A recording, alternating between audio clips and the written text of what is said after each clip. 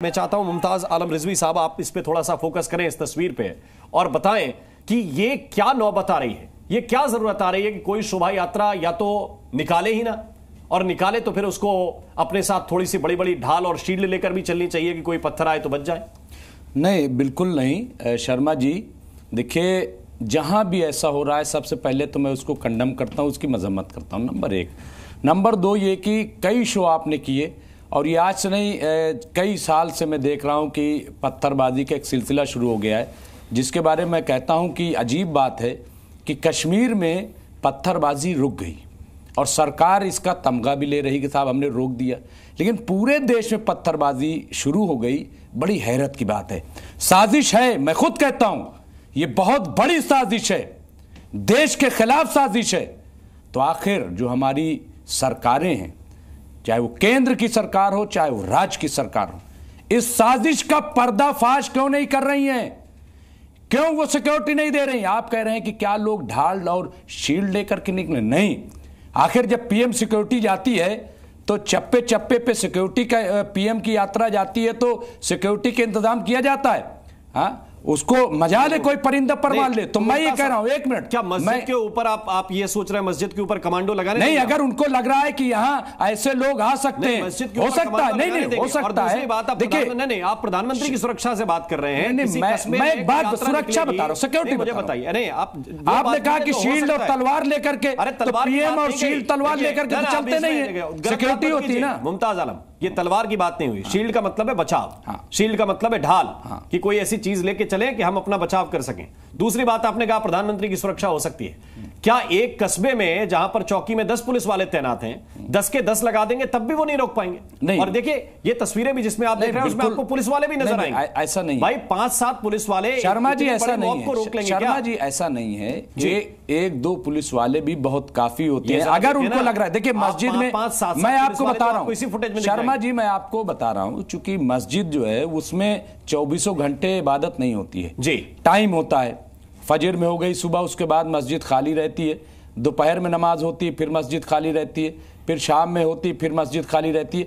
हो सकता है कि असामाजिक तत्व वहां पे घुस गए हो, उन्होंने ऐसी हरकतें की हो, इसीलिए मैं कह रहा हूं अगर इनपुट उनको मिले और ये लगे कि साहब यहां पे ऐसा हो सकता है तो सरकार की इंतजामिया की जिम्मेदारी है कि मस्जिद के ऊपर जाएं, कोई उनको रोकेगा नहीं, सिक्योरिटी वहां पे भी लगाई जाए कि यहां से नहीं। और उससे दो फायदे होंगे, जब नीचे से भी पत्थर नहीं जाएगा और ऊपर से भी पत्थर नहीं। जब पत्थर बरसने लगते हैं, भाई कोई अपनी धार्मिक यात्रा निकाल रहा है तो पत्थरबाजी क्यों करेगा? वो तो पूरे मोहल्ले से होते हुए गुजर के आया है। नहीं तो किसी पत्थर क्यों चलाएगा शर्मा जी? कोई पागल है क्या? वही तो 100-200 मीटर। और कभी ऐसा हुआ नहीं जैसे हाजिक साहब ने कहा, यही तो पागलपन है। मैं ये कह रहा हूं, यही पागलपन है। सरकार की कामयाबी है कि नाकामी है, ये बताया जाए। श्रीराज नायर, ये जरा देखिए, इसके बाद हालात क्या बनते हैं जब किसी के ऊपर पत्थर गिरता है तो फिर लोगों के ऊपर क्या गुजरती है, उसकी एक जीती जागती मिसाल इन तस्वीरों में आप देख पाएंगे। लेकिन श्रीराज नायर वो कह रहे हैं कि ये साहब बीजेपी के लोग हैं और बीजेपी के लोग ये सब करा रहे हैं, या जो 2014 के बाद हालात बने उसके बाद ये सब कुछ हो गया। जरा बताइए कि ये क्यों स्थितियां बन रही हैं?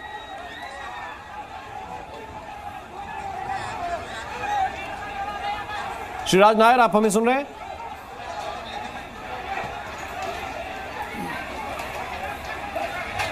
लगता है नायर साहब तक आवाज नहीं जा रही। मैं चाहता हूं कि हमारे साथ आचार्य गोविंद वल्लभ जोशी साहब हैं। जोशी जी, ये क्यों स्थिति बन रही? वो तो कह रहे हैं सब बीजेपी के लोग करा दे रहे हैं। मैं शायद इनकी भावना थी जब से बीजेपी की सरकार आई तब से बड़ी है। तो मैं इसी विषय पर खान साहब से बोलना चाहता हूं, मौलवी साहब से। देखिए, बीजेपी की सरकार आ गई तो कांग्रेस हो, सपा हो, ये सब पार्टियां उसके विरुद्ध चलने के लिए क्या मुसलमानों को ही इस रूप में उन गरीबों को या जो उन लोगों को ढाल की तरफ पत्थर मारने के लिए तैयार कर रहे हैं? आप यहाँ से कहिए, आप यहाँ से घोषणा कीजिए कि इन मस्जिदों पर हमें लगता है राजनीतिक लोगों ने समाज को बदनाम करने के लिए, पत्थर बरसाने के लिए, सन 84 में जैसा वो आप भूल गए मेरठ के दंगों को, पीएसी लगा के कितने लोग मारे काटे गए। आज इतनी प्रिय होगी कांग्रेस आपके लिए जब से बीजेपी की सरकार। सुनिए मेरी पूरी कोई है ही नहीं। और मैं तो समाजवादी पार्टी के तो 2013 में दंगा हुआ। पूरे होने दीजिए। जब से सरकार बदली है तो क्यों लोग इकट्ठे हो गए? और आप कह रहे हैं मस्जिदों पर वहां पर वो लगाया जाए, सुरक्षा लगा दिया जाए। क्या हम मस्जिदों को उग्रवाद का अड्डा मान रहे हैं आप लोग? ऐसा नहीं।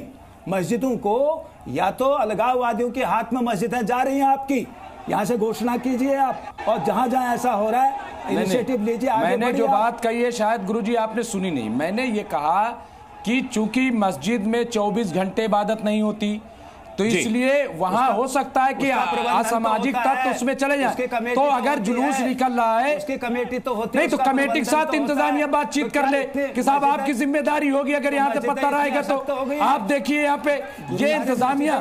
देखिए जब सरकार चाहती, गुरुजी बाबरी मस्जिद का जब फैसला आना था, ठीक है, तो उससे पहले जिस तरह की तैयारी की गई थी कि प्रधान लेवल तक मीटिंगें हुई थी, और उसकी रिपोर्ट चीफ सेक्रेटरी ने, यूपी के चीफ सेक्रेटरी शर्मा जी, मुमताज साहब, एक मिनट शर्मा जी, नहीं, मैं आपकी बात समझ गया, मैं आपकी बात को आगे बढ़ा, इसलिए आप ये कह रहे हैं कि वैसी सिक्योरिटी हर दिन लगा दी जाए, हर 15 दिन में, हर 15 दिन में, हर एक महीने में कोई ना कोई किसी का त्योहार आ जाता है, विश्वास कैसे होती है? तो हर दिन तो ये तो सरकार बताए, ये तो बीजेपी बताए, सियासी पार्टियां बताएं, हम क्या बताएं? बिल्कुल ऐसा हो गया, ठीक है, जरा बताइए कंचन गिरी महाराज, कंचन गिरी महाराज जी के पास में चलता हूं। एक मिनट, एक बात हो जाए सबकी। कंचन गिरी महाराज जी, क्या देखते हैं इसके पीछे की वजह? आप इसके पीछे, एक मिनट जोशी, क्या देखते हैं कंचन गिरी महाराज जी इसके पीछे की वजह?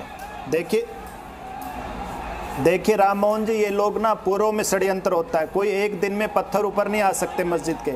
ये लोग यदि पत्थर रख रहे हैं तो पहले से प्रायोजित है इन लोगों की भूमिका। कभी भी अब ये प्रधानमंत्री की तुलना कर रहे हैं उस सुरक्षा से, क्या हमें एक छोटा सा उत्सव करने के लिए प्रधानमंत्री के लेवल की सुरक्षा चाहिएगी? देश में अनेक जगह पंडाल लगे हैं, अपनी धार्मिक आजादी नहीं है। मैंने एक मिसाल दी है, जरा मिसाल तो समझा कीजिए। मैंने एक उदाहरण पेश किया है, ये लोग ऐसे इंतजामिया को क्या इंतजाम करना चाहिए। भय पैदा करेंगे मुमताज अली? नहीं, मैंने एक मिसाल दी, उदाहरण तो समझा कीजिए। देश की भूमि में नहीं रह सकते? इतने बुजुर्ग हैं कि जिनसे हम लोगों को सीखना चाहिए।